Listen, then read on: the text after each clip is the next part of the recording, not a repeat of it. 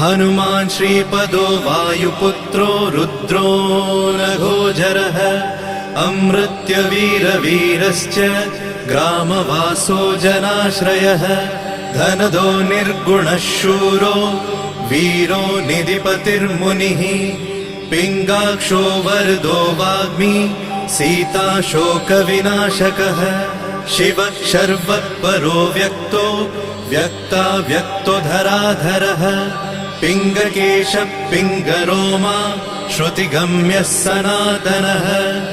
अनादिर्भगवान् देवो विश्वहेतुर्जनाश्रयः आरोग्यकर्ता विश्वेशो विश्वनाथो हरीश्वरः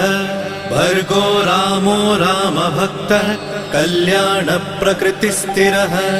विश्वम्भरो विश्वमूर्तिर्विश्वाकारश्च विश्वपः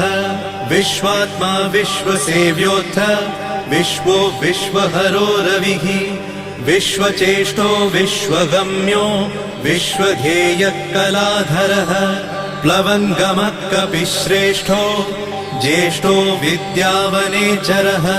बालो वृद्धो युवा तत्त्वगम्यः सुखो यजः अञ्जनासूनुरव्यग्रो